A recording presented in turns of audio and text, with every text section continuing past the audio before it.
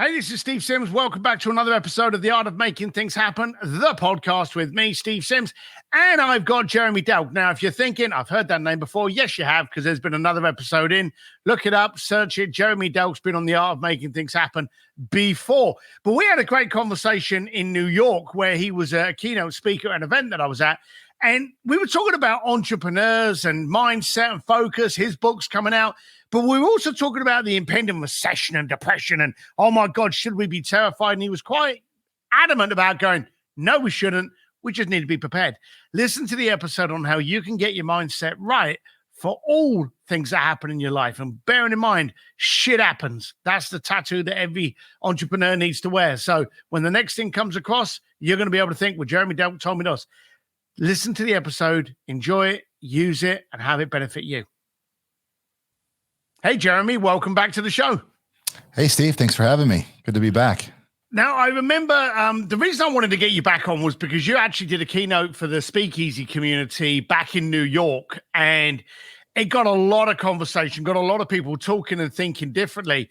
And I wanted to go over in today's economy, being an entrepreneur, let's be blunt, it ain't as pretty as what people think it is. People think of us an entrepreneur and they go, oh, you must be living on the beach and have a wonderful house and fancy cars. And you have all of those things, but there's ups and downs that people don't see. So what should entrepreneurs be really focusing on today within their business? Yeah, no, I think it's a good point. I mean, I love, ABC and the Shark Tank and everything they've done for, business and startups, entrepreneurs. But I think the first thing is, this ideology of this entrepreneur is exactly what you described. And anyone that's actually an entrepreneur knows that it's so far from the truth, right? It's, outwardly it's this, easy, great life. But, you have to be a little bit sick to actually going to want to do this yourself, masochistic, because it's the misery, it's the loneliness, it's the fears, it's all those things that you deal with. But I think good entrepreneurs and people that have been around and actually survived several cycles, that's the piece that actually keeps them going, right? Like from myself, as I was talking in New York, Inc. 500 and, big exits and all those things, that's like your CV and your calling card of your accomplishments, but none of it really actually fucking matters. It's what took you behind the scenes to actually get there. And that's what's for me, right? It's that creative process. It's that, trials and tribulations and figuring out, because you're learning during that process, that makes it kind of important for me. After I get a business that's pretty stable, I'm usually selling the company and moving on and leaving it to the adults to run. I really want to kind of go through and really break stuff and kind of go through. That's the part of the process that I really, really like. So to answer your question, I think what entrepreneurs need to do is change your perspective of, oh, well, I'm so scared of failing, or I'm so scared. I don't know if I want to, make that product extension yet, or this guy's really good. He could be a great hire, but can we afford him? This paralysis by analysis that so many entrepreneurs struggle with is the death of so many good ideas that just never get off the ground. So yeah. Actually, you just have to get started, right? And go through and change your perspective of, what failure could even look like.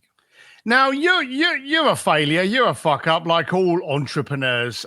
There's been many times. I'm really an accomplished one. Yes, I'm a and that's the thing. I remember going into, and I won't mention his name, but I remember going into a room with some serious entrepreneurs. We had Richard Branson, we had John Portajoria, Bill Gates. I was in a mega room, and as I walked in, the guy that I walked in with actually said, "Oh, great, we're in a room full of failures."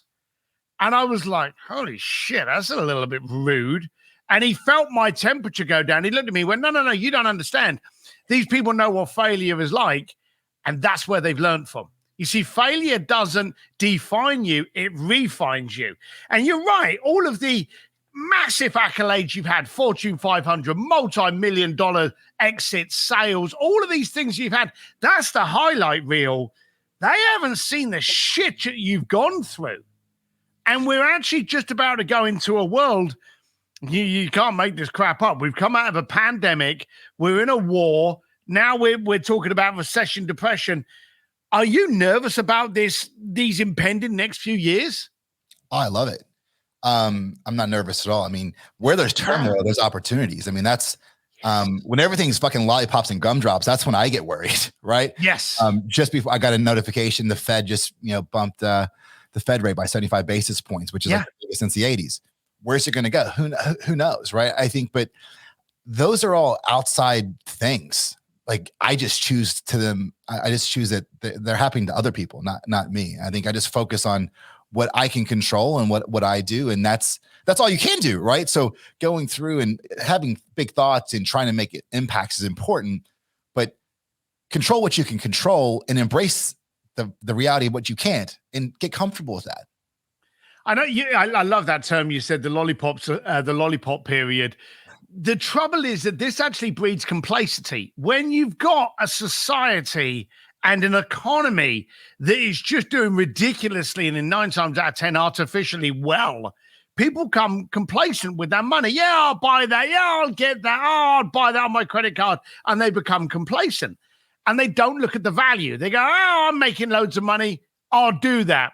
But when you are in a state of adversity and question, whether it be COVID, pandemic, the different campaigns that we've been going through, politics, the war, and now the potential words of recession and depression, people judge things a little bit harsher. And that's when value and substance really shine through. You're 100% accurate. And I was having this conversation the other day.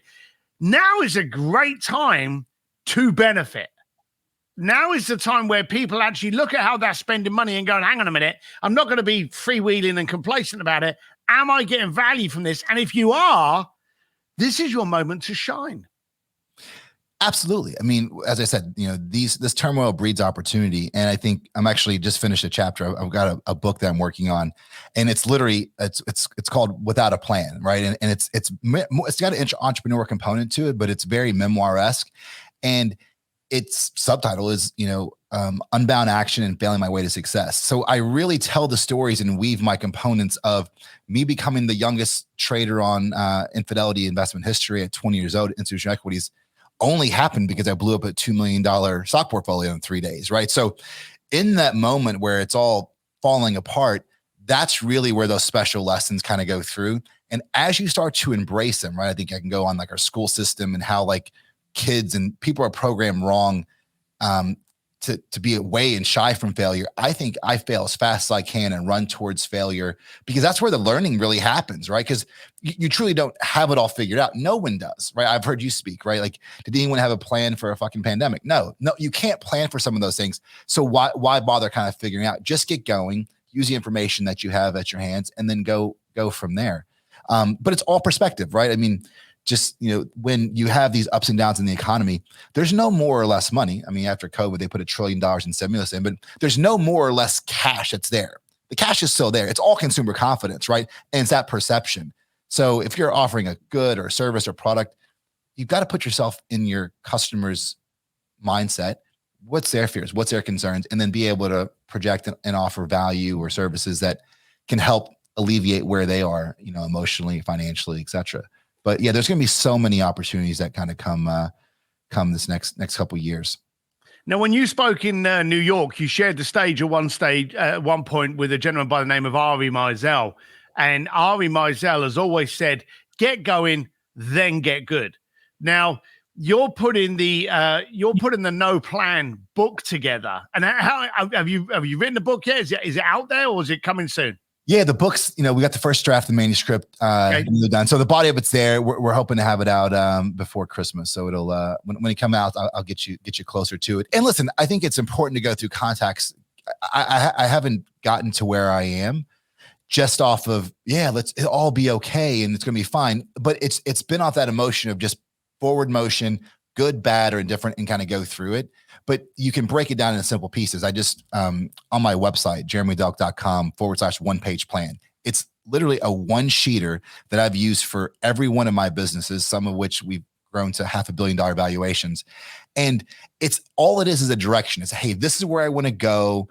This is what is important to my customers. This is what's important to me. And it's just a guide on a one time a year basis. I do it with my team, and that's where we want to go. And then we check in. Are we staying true to form? Are we in the right place? And that's all you do. It's not this 100-page, super analytical, multi-point pro, because that's all bullshit. It will not go that way, period. So why fuss over it and kind of labor over these points that you don't know exactly what's going to come? You don't know how the market's going to receive it. You don't know feedback. You don't know any of those pieces. I like that, doing the one page. Okay, we'll put that link below here. I want to question your mentality on releasing a book. Now, there's a lot of people that, and you hear it, anything that happens in the planet, there's always someone that goes, oh, that's dead, that's a fad, that's out. You're releasing a book. Are anyone buying books anymore? What's the need for this book, and why did you do it now? So a guy that we both know, Roland Frazier, kind of said to me, and I really took it to heart. He's like, Jeremy, you don't value what you know because you know it.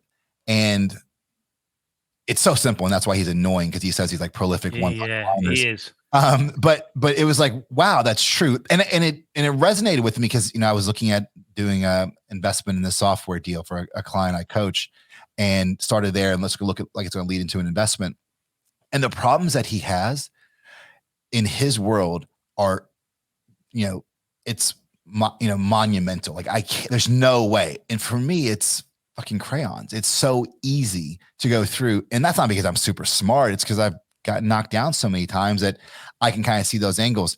So there's a tremendous value. I'm going to be able to add tons of value to this young man's company and help where I can. So I think that's been a lot of fun for me. I mean, I'm still at this stage of my point, life. I've exited a couple of big companies. I've got a couple more that we're doing processes on.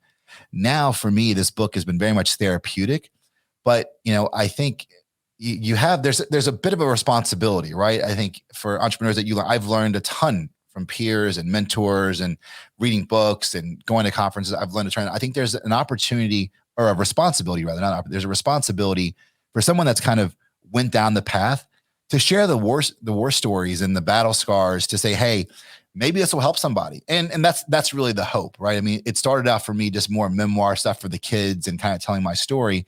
And then as we progress through, it's like, wow, it's actually kind of interesting. And there's some sequences that segue in there that I think everyone deals with, right? Mine's all over the place. And some, as from, billion-dollar exits, FBI raids. I mean, I'm all over the place and have had like a lot of things, but I'm still fucking here.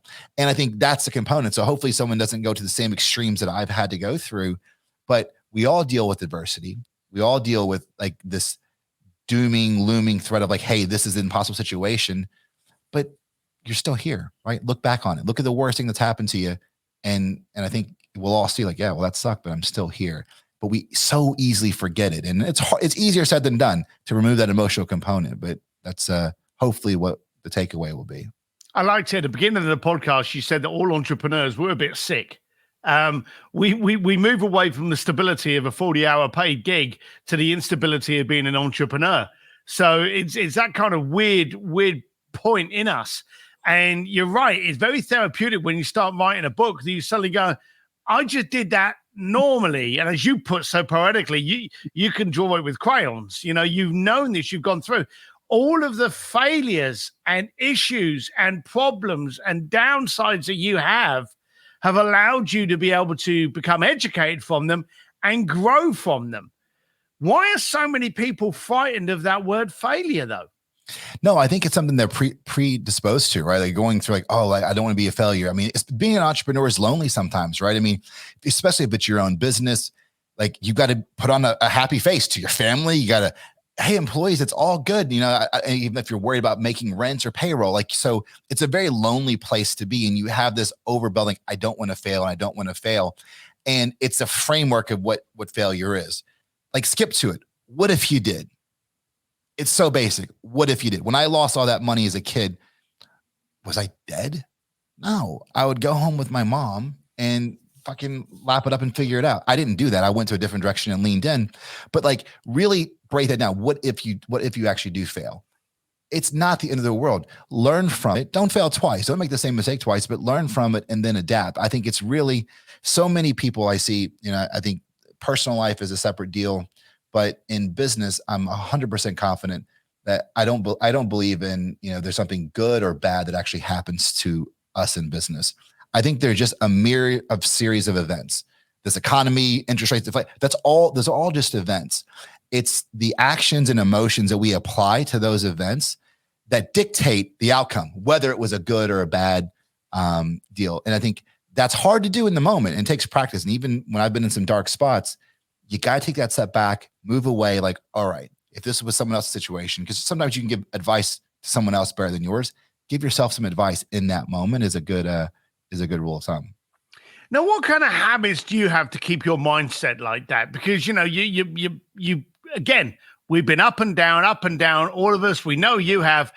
In those moments when it goes wrong, what are the kind of habits that you go through that you still go through to help keep yourself positive? Again, depending on, it's not easy all the time, but just have a conversation with yourself. Like, you can feel yourself doing it, right? You can feel like, oh, this isn't going to work. If I do that, then that's, oh, well, like, and then just fucking stop. Like, just like call yourself out on it. Like, it's not productive. Like, it's only, there's zero productivity in spinning out. So if you've got to go to the gym, work out, but you just have to regulate. So the first piece is being aware, like, right now, I'm just spinning out. I'm not doing anything productive, and just walk away. Right. And again, easier said than done, but the more you embrace failure, the more comfortable you're going to get with that. And the history that you've overcome it. Right. And the history that hey, listen, well, yeah, remember that? Well, that was really bad, but retrospectively, it wasn't the end of the world. Now, I've managed to be fortunate enough, because I put myself in those positions, to have conversations with some of the richest, most powerful people in the planet. And there's traits that they all share. One of them is that relationship to time that you summed up so beautifully. There's zero productivity available when spinning out. Now, all of the people I've spoken to, they all look at the hours in a day. They can make more money, but they can't make more impact. So, sorry, they can make more money, but they can't make more time. So they focus on the time they have to create that impact. You just summed up the exact same thing. How old are you? I'm 27. Yeah, okay. Right. And for those people in real world, how are you? 42. You're 42. When did you suddenly start realizing that you focused on the impact of the hours you were given and the impact on what you can control? You see, you're saying these things off the cuff, but I don't know if you realize how important they are for people to be able to literally fight the battles you stand a chance in and to get involved in things worth fighting for. When did you start to come to those realizations?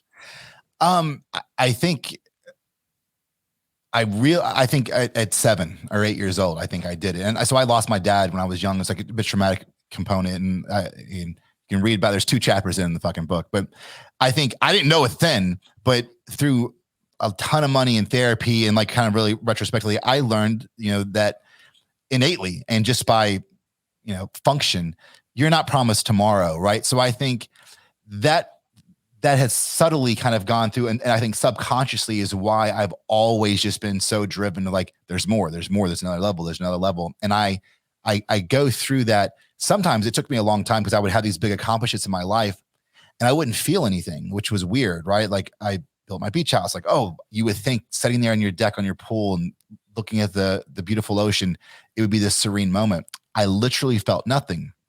Just fucking, I thought I was sick. And it's about the emotion of working towards it that I actually felt. So when I had the idea to buy some land and build a house, I was so emphatic and excited and felt emotionally what it was going to be like when I actually experienced that time on the deck when I had the idea. And that was the drive. So it was that process for me that I used up all of that emotion. And there's always that next thing. Now, again, you've got to, I can go on a lot. I talk about like, what are you really doing it for? But I think the biggest takeaway is you're not promised tomorrow and you have to focus on what's important to you. For me, it's taking my kids on vacation and traveling and spending time. And my son's into karting and going, like, that's what's important to me now. And doing as much I can to do that. In business, if I won't be in a business unless I'm passionate about it because I want to learn, but there's always a faster pace, right? There's no, oh, we'll do that tomorrow. Fuck tomorrow. You're not promised. Do it tonight. Go through. Like, you've got the idea. And it's just, but I don't do it because someone's telling me to do it. I do it because of what I think is innately in me, right? And in all of us, we've all experienced loss to a degree, and we all know something could happen, tomorrow. So why wait? You say about that innate focus on yourself, and you talk about leaning into the failures and identifying at a young age how your life was changing. There's a glorification at the moment with entrepreneurs, but do you think entrepreneurs are born or made? It's controversial. I think that I would more lean to born, to be honest with you. I think you could teach a lot of skill sets. My brother and I are vastly different, right? I talk about this, same environment, same household, we're 5 years apart. Everything else is the same. Maybe I remember more of my dad passing than he does because he was 2, but same environment, totally different people, different drive, different work ethic, just totally different, but both, uber successful in our own rights. I think there's some traits that you're born with, and maybe it's a drive and what have you. But dude, entrepreneurs aren't. I've got this drive, but I'm not super smart. I mean, I know numbers and I know finance a little bit, but I've got accountants and CPAs around me, or I've got tech guys. So I'm good at just pushing the idea and pushing the vision and going through there and surrounding myself with people much smarter than me. I think that, Hollywood and Shark Tank, like I said early on, like there's been this ideology that everyone can be an entrepreneur. I don't know if that's true. I back you on that. I think there's often a misconception. There's a lot of entrepreneurs in the planet that are currently undiscovered of themselves. They have all the traits, they have all the aggravation, and one day they're going to come out and do something, and people are going to confuse that with, oh, you learned how to be an entrepreneur. No, they were always an entrepreneur. They just weren't ready to come out of that shell yet. So I'm a great believer. You've got to have that hustle. And again, picking up on what you're saying, not all entrepreneurs are geniuses, but they're very smart at realizing what they're not smart at. And they go and get those people that are geniuses in that area. As you said, money. No, it's crucial. I won't coach or invest in any business owner, entrepreneur, unless they went through a cycle, unless they failed. And that doesn't have to be like extreme bankrupt, but if they've not failed and they're like geniuses, I'm not for you, man. I'm not your investor. I'm not going to coach you because I can't fucking help you. Unless you went through those cycles, then you've got some humility and then, what really turns me on is a founder that's super passionate, but like, hey, this is a great vision, but I've got to get Larry to do that. And Cindy does this for me because I have no clue. I'm not good. That's someone that's just brutally honest, because anyone that's come through like, well, Steve, like, yeah, well, of course I can do this, this, and this, and this. They're fucking lying to you or themselves. Both are bad. So why are you coaching? You're very successful. You're not in it for the money. You've already talked about your beach house, and that is a damn fine beach house, which I have to, talk my way into you letting me stay there one day. It's absolutely bloody gorgeous. So you're not worried about it for doing financial gain. So why are you putting yourself out to coach people? No, it's impact, right? I mean, I think that's the piece. It goes back to that obligation. This book has taken a turn for me. It was mainly for myself. If no one bought the book originally, I would be okay with that. But now it's really evolved in this story, and I've had people read some chapters and kind of go through and pick. They're like, wow, that really impacted me. And that you can't put a price tag on that. Like someone's like, wow, I relayed that because my mother did this, or that is really valuable to me. And I think there's an obligation, and I like it. I like to learn, like to talk to people. And if I can help people, it's way more than the money for me. So the book's coming out later on this year. I take it it's going to be available on jeremydelk.com as well as on Amazon. It is. Right. So again, throw us the name of the book. The name of the book is Without a Plan. Without a Plan. If you get the chance to see Jeremy speak, I can actually vouch for this guy. I've seen him speak a few times. He's not for the gentle. He's going to call it out. He's going to disturb you. He's going to make you uncomfortable, and he's going to make you wake up and go, yeah, I never thought of doing it that way. So, maybe reach out to Jeremy and get him on one of your stages, because he is very valuable for that. And of course, anyone out there with a podcast, Jeremy, are you doing podcasts at the moment? I am doing podcasts. There you go. Hook up Jeremy. Jeremy, thank you very much for coming on the show. It's lovely to hear your wisdom on entrepreneurs and quite simply calling it out as it is. I really admire your mindset on that. Thanks for coming on. Thanks for having me, Steve. Appreciate it. Bye. Hey, I hope you liked that episode of the Art of Making Things Happen podcast. And remember, these are done for you. If you like them, subscribe, share them around. But if you don't like them, send me an email to ask@stevedsims.com and you can tell me what I need to do to make this the most dynamic podcast you listen to. Anyway, make sure whatever you learned from the last podcast, you actually do something with. Without action, it's just a bunch of people blowing air. Have a good time. Until next time. Bye.